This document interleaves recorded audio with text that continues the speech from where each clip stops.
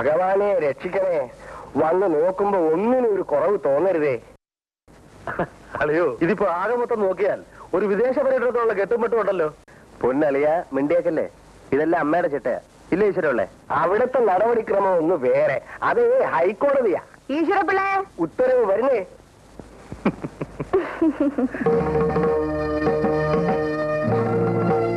എന്റെ suit case മുറിയിലുണ്ട്, എടുത്തോണ്ട് വരും. ഉത്തരവ്.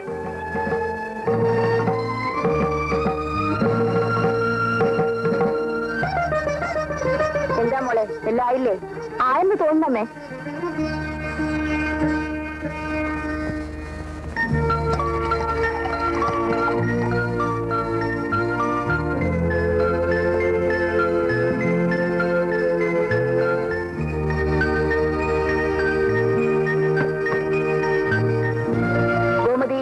പാത്രങ്ങളെല്ലാം കഴുകി അടുക്കി വെച്ചോ? വെച്ചു. അടുക്കള പൂട്ടിയോ? പൂട്ടി. നീ ഇന്ന് തന്നെ വീട്ടിൽ പൊയ്ക്കോളൂ, ഞങ്ങൾ തിരിച്ചു വന്നിട്ട് വിളിപ്പിക്കാം. ശരി കൊച്ചമ്മേ. ഞാൻ ആ മീനാക്ഷിയമ്മ ഒന്ന് കണ്ടിട്ട് വരാം. ഈശ്വരപ്പിള്ളേ, ഇതെല്ലാം വണ്ടി കയറ്റിക്കോളൂ. ഉത്തരവ്. അമ്മ ഇപ്പോഴും ജഡ്ജിയാണെന്നാ ഈശ്വരയുടെ വിചാരം. രണ്ടുപേരും പെൻഷനായി, എന്നിട്ടും കോടതിയിലെ ചിട്ട മാറിയിട്ടില്ല. മരിക്കുന്നത് വരെ അത് മാറ്റാൻ ഒക്കുവോ? കൊച്ചമ്മ വക്കീലായപ്പോ ഞാൻ ഗുമസ്തനായിട്ട് കൂടിയതാ. മേലോട്ട് പോയപ്പോഴൊക്കെ എന്നെ കൂട്ടത്തിൽ കൊണ്ടുപോയി. ഹൈക്കോടതി ജഡ്ജി ആയപ്പോൾ ഞാൻ അവിടുത്തെ ശിപായിയായി. പെൻഷൻ പറ്റി പോന്നപ്പോ എന്നെയും കൂട്ടത്തിൽ കൊണ്ടുവന്നു. ആ വാ എടുത്തോ. ഇതോ? അത് ഞാൻ എടുത്തോളാം.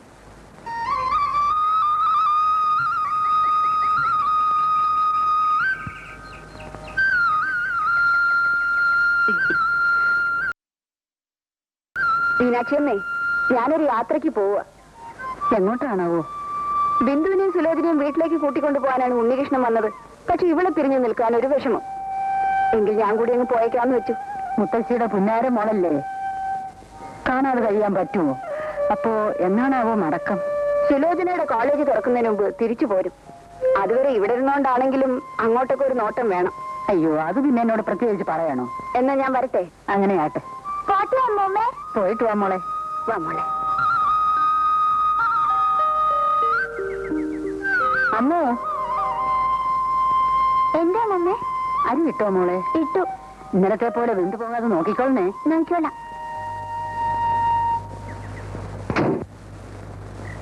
എല്ലാം ഭദ്രമായി വെച്ചോ? അപ്പൊ പുറപ്പെടല്ലേ മോളെ? ബാലനോട് പറഞ്ഞെല്ലാം ഓർമ്മയുണ്ടല്ലോ?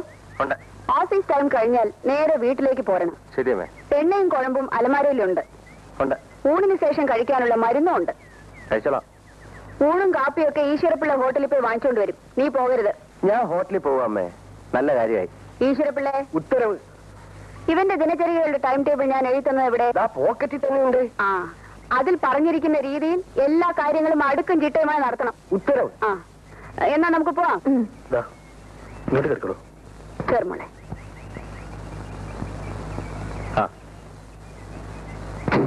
അല്ലയോ, പോട്ടെ. ശരി.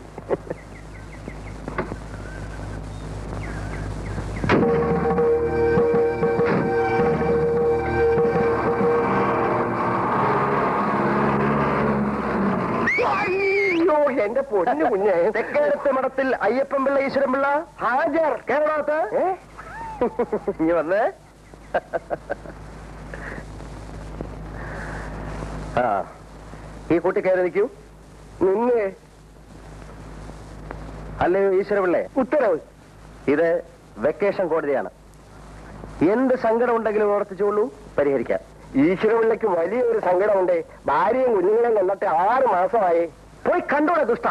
അതിനൂടെ ടൈം ടേബിൾ വന്നിട്ട് പോയിരിക്കുകയല്ലേ. ആ ഉത്തരവ് നാം റദ്ദാക്കിയിരിക്കുന്നു. താൻ നാട്ടിൽ പോയി ഭാര്യയോടും മക്കളോടും ഒന്നിച്ച് താമസിച്ച് അമ്മ വരുന്നതിന് 2 ദിവസം മുമ്പ് വന്നാൽ മതി. കുഞ്ഞേ, ഷടപ്പ്. കോടതി കുഞ്ഞോ? എന്റെ പൊന്നു കുഞ്ഞെ, കൊച്ചമ്മ അറിഞ്ഞ എന്നെ കൊല്ലും കേട്ടോ. അമ്മ അറിയില്ലടോ. താൻ ധൈര്യമായിട്ട് പോ. കുഞ്ഞിന് മോക്ഷം കിട്ടും. ഉറപ്പാണോ? ഉറപ്പാ. ആ, എങ്കിൽ ഇരിക്കട്ടെ. മോക്ഷമല്ലേ. അപ്പൊ ഞാൻ എന്റെ പെട്ടിയൊക്കെ ഒന്ന് അടക്കി വെച്ചിട്ട് വരാം. ആ.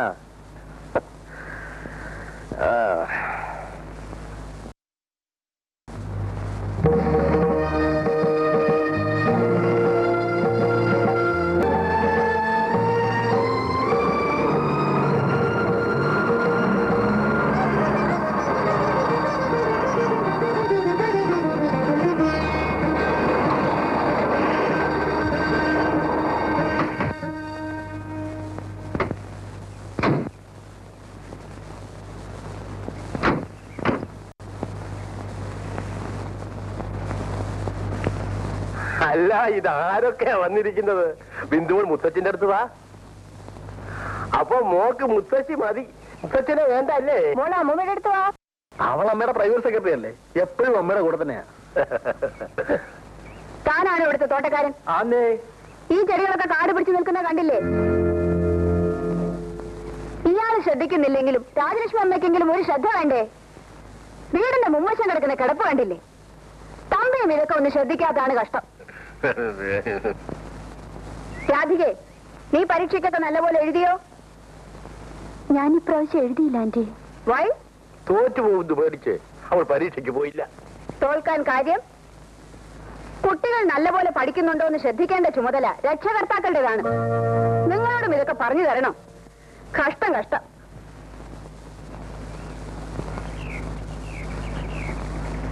രാവിലെ ആരാ തിണ്ണ തൂത്തത്? നിറച്ച് മണ്ണാണല്ലോ, ഒരു ശ്രദ്ധയേ ഇല്ല.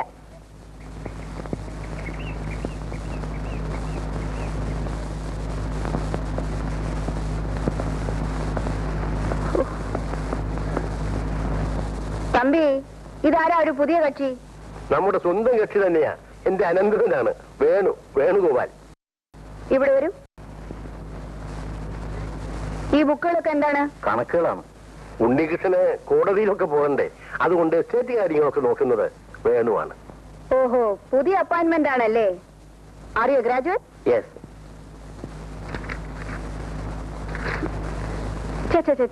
ഹാൻഡ് റൈറ്റിംഗ് തീരെ മോശമാണല്ലോ, കുറച്ചുകൂടി ശ്രദ്ധിക്കണം.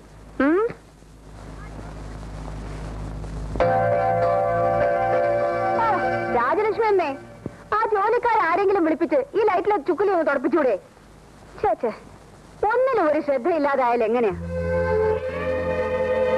തമ്പി, എവിടെയാണ് എനിക്കുള്ള മുറി? മോളെ, ആന്റിയെ വിളിച്ചോണ്ടു പോ. വരൂ ആന്റി. വാ മോളെ. എസിയും ഹീറ്ററും ഒക്കെ പ്രോപ്പറായിട്ട് വർക്ക് ചെയ്യുന്നുണ്ടല്ലോ? ഉണ്ട് aunty. Very good, very good.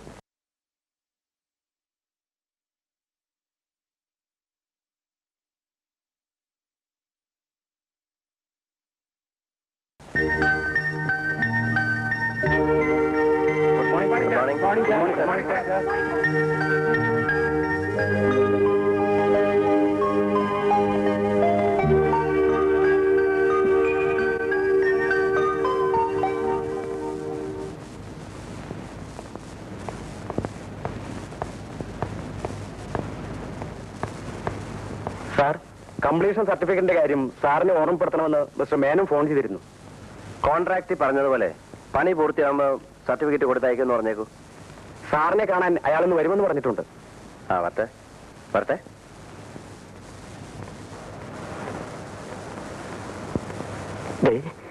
എന്റെ കാര്യം ഒന്ന്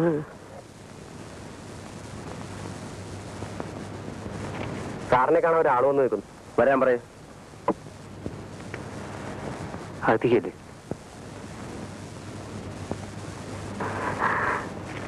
ഗുഡ് മോർണിംഗ് സാർ. മോർണിംഗ്. സാറിന് എന്നെ പരിചയമില്ലെന്ന് തോന്നുന്നു. പരിചയപ്പെടേണ്ട കാര്യം എന്തെങ്കിലും ഉണ്ടായിട്ടുണ്ടോ? സാർ എന്നെ ഒന്ന് രക്ഷിക്കണം. അതിന് നിങ്ങളെ ഞാൻ ശിക്ഷിച്ചില്ലല്ലോ. തൊട്ട കൈ കൊടുക്കാണല്ലോ സാർ. Please help me. നിങ്ങൾക്ക് എന്താ പറയാനുള്ളത്? എന്റെ പേര് സുഗുണേന്ദ്രൻ. പക്ഷെ ഒരു ഗുണമില്ല സാർ. BSc ജയിച്ചവനാ. വേറെ എന്തുകൊണ്ട് വിശേഷം? വേറെ ഒരുപാട് വിശേഷങ്ങളുണ്ട് സാർ. 5 സഹോദരിമാരുണ്ട്. അമ്മയ്ക്ക് വാദം, അച്ഛൻ വേറെ പെണ്ണ് കെട്ടി സാർ. നിങ്ങൾ വന്ന എന്തിനാണെന്ന് പറയൂ. സാറ് ചൂടാകരുത്. വേറെ ഒരു മാർഗവും ഇല്ലാത്തോണ്ട് വന്നതാണ്. സാർ എനിക്ക് എന്തെങ്കിലും ഒരു ജോലി ഉണ്ടാക്കി തരണം. ഇത് സർക്കാർ ഓഫീസാണ്. ഇവിടെ ജോലി വേണമെങ്കിൽ PSCയുടെ നിയമനം വേണം. അതെനിക്കറിയാം സാർ. PSCയുടെ ടെസ്റ്റ് എഴുതി ഞാൻ മടുത്തു. ഇനി സാറ് വിചാരിച്ചാൽ എനിക്കൊരു ജോലി ഉണ്ടാക്കി തരാൻ കഴിയും. അതെങ്ങനെ? വലിയ വലിയ കോൺട്രാക്ടർമാർ പലരും ഇവിടെ വരാറില്ലേ? സാർ അവരുടെ നേരെ ഇങ്ങനെ ഒന്ന് വിരൽ അനക്കിയാൽ മതി, എനിക്കൊരു ജോലി കിട്ടിയിരിക്കും. ഞാൻ പറഞ്ഞാൽ അവർ ചിലപ്പോൾ നിങ്ങൾക്കൊരു ജോലി തന്നേക്കും. തൊഴുതുകൊണ്ട് തരും സാർ. പക്ഷേ ഞാൻ പറയില്ല. അതെന്താ സാർ?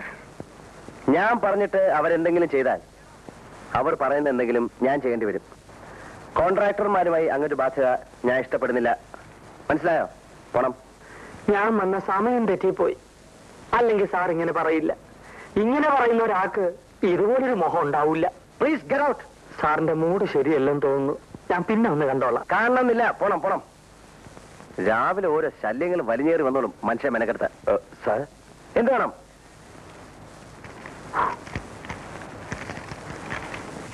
ഗീത നിങ്ങളാണോ? എന്റെ മകളാ. മാൾക്കോടെ തന്നു വരുന്നത് എന്തിനാ? അവള് പുറത്തുണ്ട്. എങ്കിൽ വിളിക്കണം. മോളെ,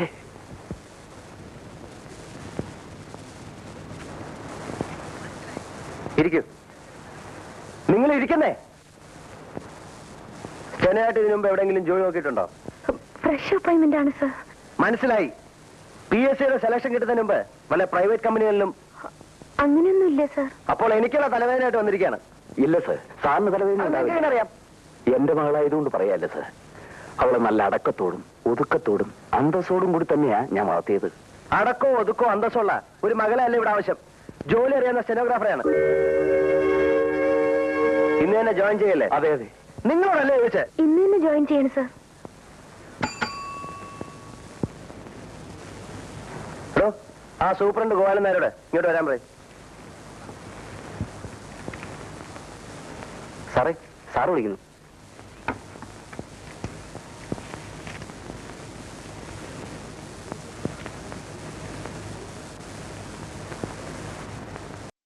സാർ, പുതിയ അപ്പോയിന്റ്മെന്റ് ആണ്.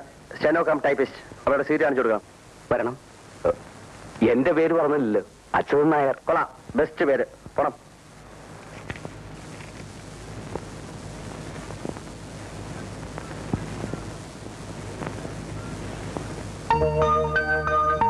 ഇതാണ് നിങ്ങളുടെ സീറ്റ്.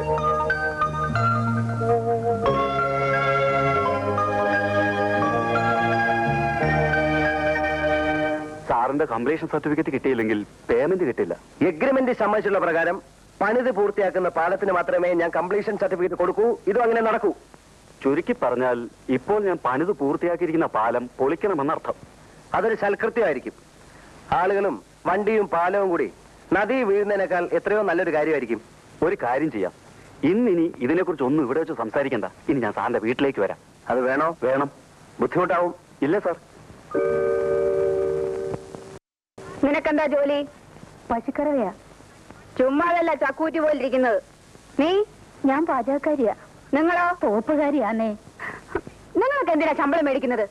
ജോലി ചെയ്യാതെ ശമ്പളം മേടിക്കുന്നത് കുറ്റകരമാണ്.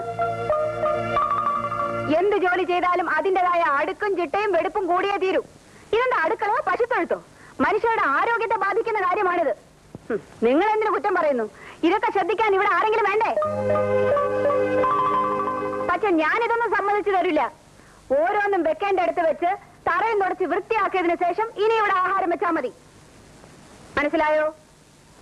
മനസ്സിലായോന്ന്? മനസ്സിലായേ.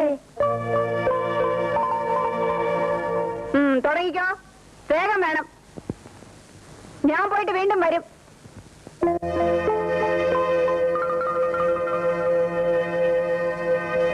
ശമ്പളം തരുന്നവര് ഭരിച്ചാ പോരെ, വരവുകാരും ഭരിക്കണോ? പുള്ളിക്കാരി ഒത്തിരി പേരെ തൂക്കി കൊന്നിട്ടുണ്ടെന്നാ പറയുന്നേ. അതുകൊണ്ട് വട്ടിളകിയതായിരിക്കും. നമ്മളത് തൂക്കി കൊല്ലുവോ? എന്റെ രാജലക്ഷ്മി അമ്മേ, ഇത്രയും അശുദ്ധ പാടില്ല. ഒരു വീട്ടിലെ ഏറ്റവും പ്രധാനപ്പെട്ട സ്ഥലം ഏതാ? പൂജാമുറി. ഏതാ തമ്പി? കിടപ്പറ അല്ല, അടുക്കള. വീട്ടിലെ അംഗങ്ങൾക്ക് ഭക്ഷണം പാചകം ചെയ്യുന്ന സ്ഥലമാണത്. ആ സ്ഥലം ഇങ്ങനെ ഇട്ടിരുന്നാൽ മനുഷ്യർക്ക് രോഗം ഉണ്ടാവില്ലേ?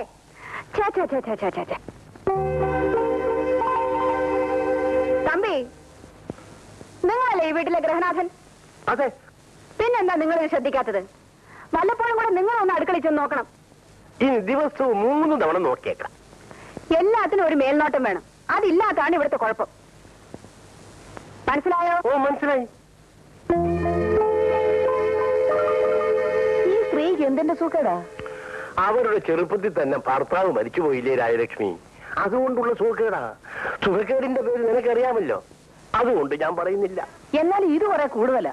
നിവർത്തിയില്ലാതെ വന്നാൽ ഞാൻ എന്റെ തനി സ്വരൂപം കാണിക്കും കേട്ടോ. അയ്യോ, അത് വേണ്ട രാജലക്ഷ്മി. നിന്റെ തനി സ്വരൂപം ഞാൻ കണ്ടാ പോരെ. അവരെന്തിനാ കാണിക്കുന്നത്? വെക്കേഷൻ തീരുന്നവരെ നീ ഒന്ന് ക്ഷമിച്ചു കളാ.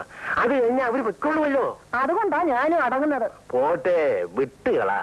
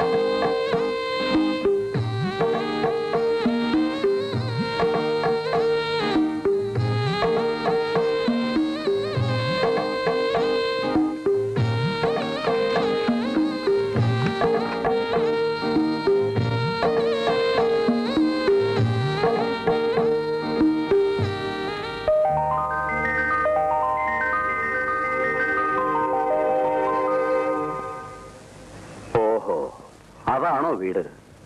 ഒരു വല്ലാത്ത സ്വഭാവം, ചെറുപ്പത്തിൻ്റെതാവും. അതെന്താ അങ്ങനെ പറഞ്ഞത്?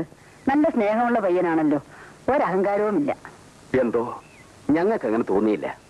അതെന്തോ ആട്ടെ, ഒരു പാവപ്പെട്ട അധ്യാപകനെ കൊണ്ട് കഴിയാവുന്നത് പോലൊക്കെ ഇവളെ പഠിപ്പിച്ചു. എവിടെങ്കിലും കല്യാണം കഴിച്ച് അയക്കണമെന്നായിരുന്നു എന്റെ ആഗ്രഹം. ഇവൾക്കാണെങ്കിലോ ഉദ്യോഗം കിട്ടിയിട്ട് കല്യാണം മതിയെന്നാ. എന്നാ അങ്ങനെ ആകട്ടെ ഇത് വെച്ചു. അതേതായാലും നന്നായി. ഉദ്യോഗമുള്ള പെൺകുട്ടികൾക്ക് നല്ല നല്ല കല്യാണ ആലോചനകൾ താനേ വന്നുള്ളൂ. ചേച്ചി, ഇന്നുവരെ ഇവൾ എന്റെ കൂട്ടത്തിൽ നിന്ന് മാറി താമസിച്ചിട്ടില്ല. അമ്മയില്ലാത്ത ദുഃഖം അറിയിക്കാതെയാണ് ഇതുവരെ ഞാൻ വളർത്തിക്കൊണ്ടുവന്നത്. ഇപ്പൊ ഞാൻ ചേച്ചി ഏൽപ്പിച്ചിട്ട് പോവാണ്. അത് ഇത്രയുമൊക്കെ പറയണോ? എന്റെ സ്വന്തം സഹോദരന്റെ മകൾ എന്റെ മകളെ പോലെയല്ലേ? നീ ധൈര്യമായി പൊയ്ക്കോ, അവളെ ഞാൻ നോക്കിക്കോളാം. എന്നാ ഞാൻ ഇറങ്ങുകയാണ്. ഇപ്പോഴേ പോയാൽ ഇരുട്ടുന്നതിന് മുമ്പ് വീട്ടിലെത്താം. നാളെ പോയാ പോരേടാ. അയ്യോ, അത് പോരാ ചേച്ചി. പെൻഷൻ ആയെങ്കിലും വെറുതെ ഇരിക്കാൻ വയ്യ. കുറെ നല്ല വീടുകളിൽ ട്യൂഷനുണ്ട്. ഇന്ന് വരെ മുടക്കം വരുത്തിയിട്ടില്ല. അതുകൊണ്ട് എനിക്ക് പോണം ചേച്ചി. എങ്കിൽ പിന്നെ അങ്ങനെ ആയിക്കോട്ടെ. മോളെ, കൂടെ കൂടെ കത്തെഴുതാൻ മറക്കരുത്. അച്ഛൻ വീട്ടിലെത്തിയാൽ ഉടനെ കത്തെഴുതണം. അത് പിന്നെ പറയണോ? വരട്ടെ ചേച്ചി.